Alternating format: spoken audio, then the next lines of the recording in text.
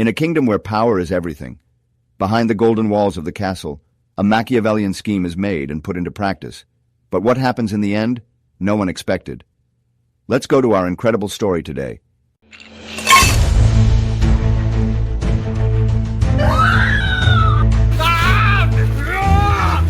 We got you.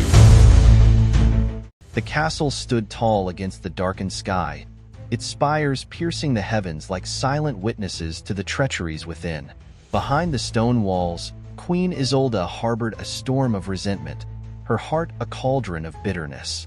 She watched as King Henrik, oblivious to the shadows creeping ever closer, groomed his daughter, Princess Eleanor, to one day take his place.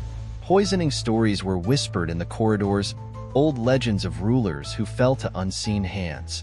Isolde, however, had no need for old tales. She intended to write her own. In the grand halls, where laughter once echoed, suspicion now lurked. The queen's jealousy was no fleeting whim. It had festered like rot in a wounded tree. How dare Henrik prepare Eleanor for the throne, while she remained a mere fixture, a forgotten queen draped in finery but stripped of power. Betrayal clawed at her chest, a silent scream trapped behind her regal mask. The court danced around the looming storm, oblivious to the conspiracy that brewed beneath their feet. Isolde would not be ignored. She traced her fingers along the golden goblet beside her, the very vessel that had carried centuries of triumphs and failures. A queen, they said, should be a pillar of grace and devotion. But where had devotion led her? To a place of silent suffering, where her worth was measured in stolen glances and hollow smiles. No, she would not fade into obscurity while Eleanor basked in stolen glory. This was a medieval drama where only the cunning survived. And Isolde? She was ready to play her part. Eleanor, unaware of the storm forming in her stepmother's soul, moved through the halls with an air of quiet authority. The people adored her, speaking of her wisdom and grace, comparing her to queens of old. Isolde burned at the mere thought.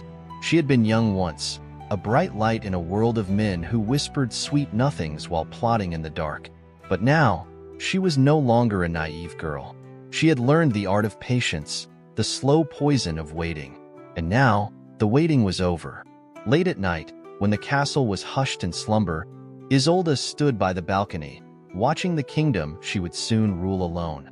The wind howled like a warning, but she ignored it, gripping the stone railing with cold fingers. Lord Cedric's words still echoed in her mind.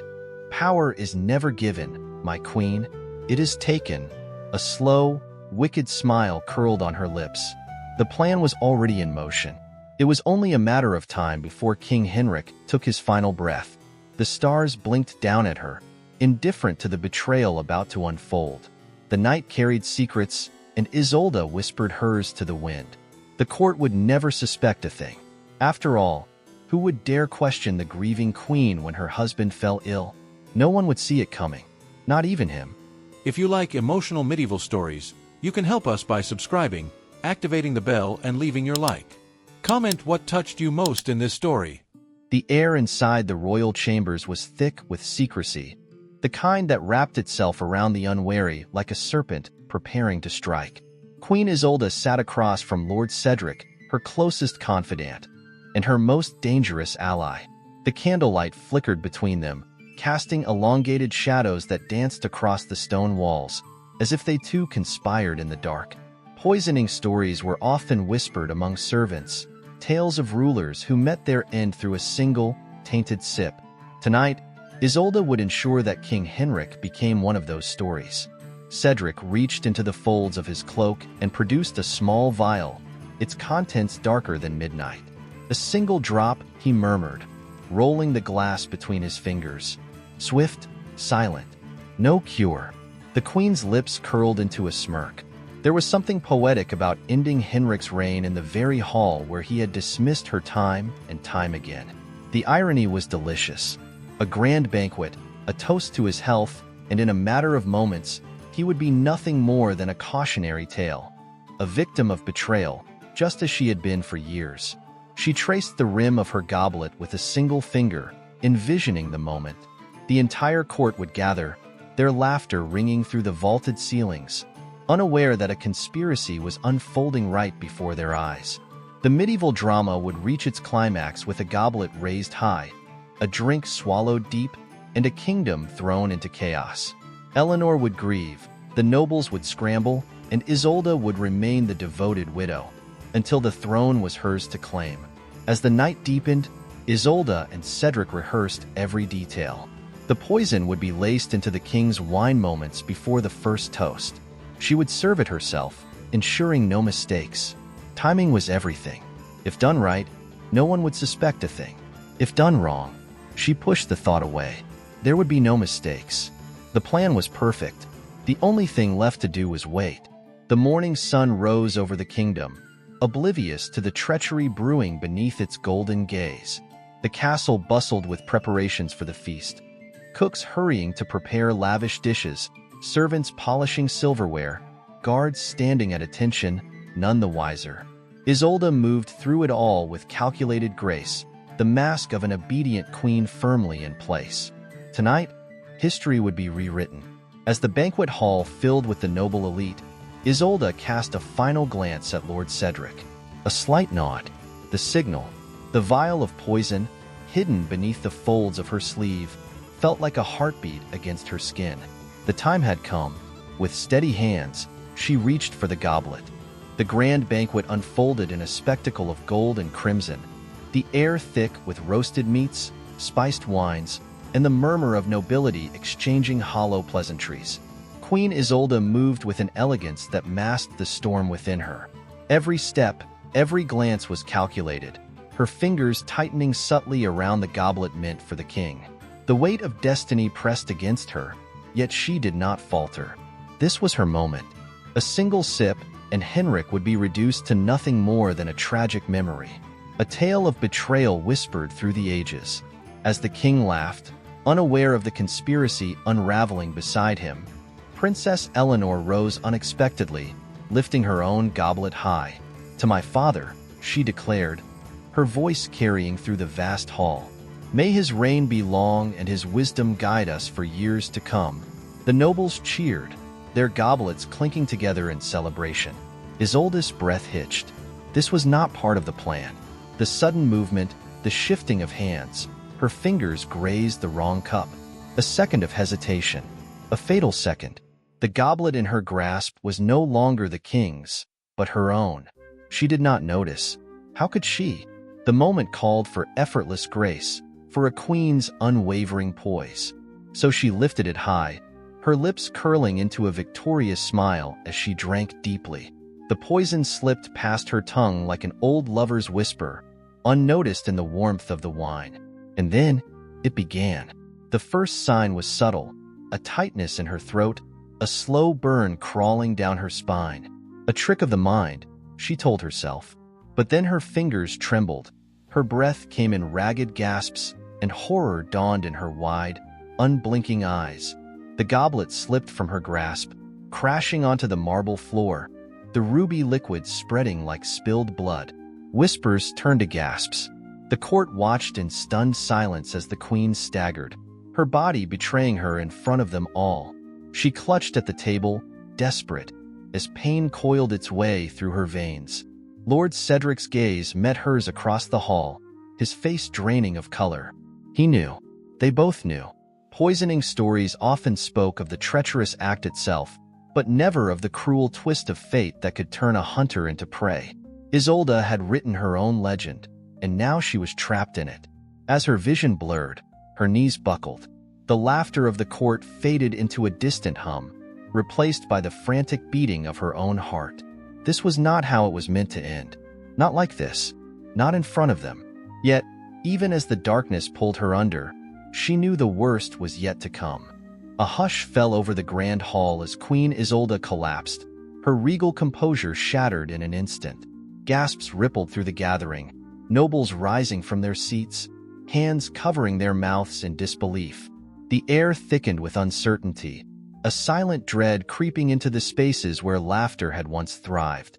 The queen's body convulsed, her fingers clawing at the tablecloth as if she could tear away the poison itself. But there was no escape. The venom worked swiftly, a cruel architect dismantling her from within. Her breaths came in ragged, desperate gulps, but the more she fought, the quicker the poison spread. A wave of dizziness struck her like a crashing tide, sending her tumbling to the cold marble floor. A once mighty queen, now reduced to a trembling figure gasping for mercy. Poisoning stories often spoke of the victim's suffering, but none could capture the sheer terror of feeling one's body surrender to an invisible hand. Her vision blurred, faces melting into indistinct figures looming above her, their eyes filled with suspicion and fear. King Henrik stood frozen, his goblet still in hand, its untouched wine gleaming under the candlelight. His expression twisted between confusion and something darker, a dawning realization. Princess Eleanor, wide-eyed and motionless, stared at the woman who had spent years resenting her very existence. There was no triumph in this moment, no justice delivered by a vengeful hand. Only the chaos of an unexpected reckoning. The betrayal Isolde had planned for another had turned upon her in the cruelest of ironies. Lord Cedric made a move as if to rush forward but stopped himself, his hesitation louder than any cry. He knew that any step toward her would betray his involvement. Isolde's gaze flickered toward him, her lips parting as if to call his name, but no words came. The poison had stolen even that from her. A medieval drama unfolding before the court. Yet this was no performance. This was the brutal hand of fate at work, stripping Isolde of her power, her control, her very breath. A court physician knelt beside her, his hands trembling as he pressed fingers to her pulse. His eyes met the king's, and in that unspoken exchange, the truth became undeniable. "The queen has been poisoned," he announced, though the words were barely necessary. The room had already reached the same conclusion. A wave of murmurs surged through the crowd, accusations lingering in the air like smoke. A conspiracy had unraveled before their very eyes, and now, the only question that remained was, who had done this? Isolde's strength waned, her body growing heavy, her limbs numb. Her mind clung to the edges of consciousness, but reality slipped further and further away. The pain no longer mattered. The whispers no longer mattered. The only thing that remained was the inevitable truth. She had sealed her own fate. But even in her final moments, she knew this was not the end. The real storm was yet to come. The weight of silence pressed upon the grand hall like a suffocating fog. Queen Isolde lay motionless, her once commanding presence reduced to nothing more than a crumpled figure on the cold marble floor. The nobles, once basking in the warmth of wine and merriment, now sat frozen, their expressions twisted in shock. King Henrik, his face lined with both grief and suspicion, set down his untouched goblet, his mind racing. Poisoning stories always left behind one thing: questions. And tonight, those questions would demand answers. The murmurs grew louder, transforming into panicked whispers that spread through the room like wildfire. Who would dare poison the queen? Was it meant for the king? Was this treason? But beneath the chaos, one truth was unavoidable. Someone in this very hall had planned this. The king's jaw tightened as his gaze swept across the sea of shifting eyes and nervous hands. Betrayal had taken root within his court, and if he did not cut it out swiftly, it would consume them all. Guards surged forward at his command, sealing the doors with a resounding clang. No one would leave. Not yet. Not until the truth was dragged into the light. Princess Eleanor's hands trembled at her sides, her mind still reeling from the sight of Isolde's collapse.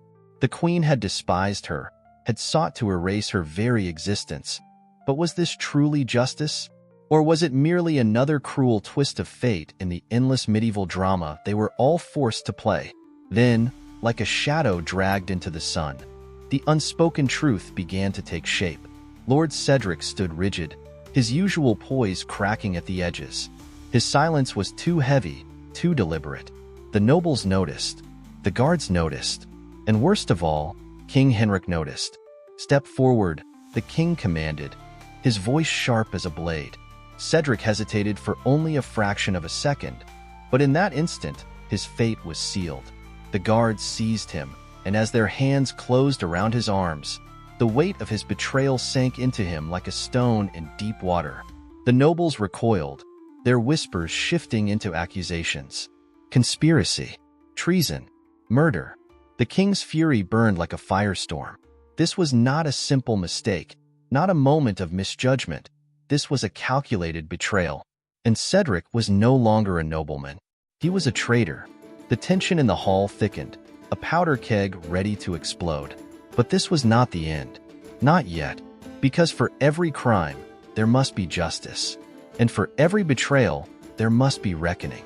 The only question now was, what would the king do next? The weight of treachery settled upon the grand hall, thick as smoke in the aftermath of a fire. King Henrik stood at the head of the room, his gaze fixed upon Lord Cedric, who now knelt in chains before him. The air crackled with unspoken accusations, the nobles watching in uneasy silence. There was no need for debate. Cedric's crime was written across his face, carved into the tension of his shoulders. He had conspired against the crown, against the very foundation of the kingdom. And for that, there could be no mercy. Betrayal demanded its price. The guards dragged Cedric to his feet, his struggles feeble, his once gilded status reduced to that of a common criminal. The nobles whispered, their voices hushed, their eyes darting between the fallen queen and her treacherous accomplice. Poisoning stories often ended in swift executions, in blades meeting flesh before the guilty could draw another breath. But Henrik was not a man of impulsive rage. He was a king, and a king understood that justice, when delivered with patience, struck deeper than any sword.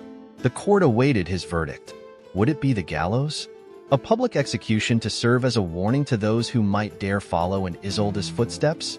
Or would Cedric rot in the dungeons, his days spent in the darkness of regret, his name erased from history? Henrik's voice rang through the hall, steady and unyielding. Take him away. The guards obeyed without question, dragging Cedric toward the looming iron doors. The nobles exhaled in relief. There would be no bloodshed today, but there would be no forgiveness either. Princess Eleanor watched in silence, her heart heavy with the weight of all that had transpired. She had never wished for Isolde's death, nor had she desired vengeance. Yet, fate had unraveled its own design, twisting a web of betrayal into an unexpected reckoning. The kingdom had nearly been swallowed by conspiracy, but now there was a chance to rebuild. A chance to rule not through fear and deception, but through wisdom and resolve. As the first light of dawn painted the castle walls in soft hues of gold, King Henrik turned to his daughter. The time had come. You will lead them, he said, his voice carrying the weight of both expectation and faith. Eleanor met his gaze, no longer the girl who had once merely observed the court's games of power. She was ready. The kingdom would not be ruled by greed, nor by whispered plots in the dark. This was a new era, a new rule, and it began with her. The castle doors opened, and with them, a kingdom emerged from the shadows of treachery into the promise of something greater. The ghosts of the past would linger, their whispers a reminder of the cost of ambition. But for now, the people had hope. The storm had passed. A new dawn had come,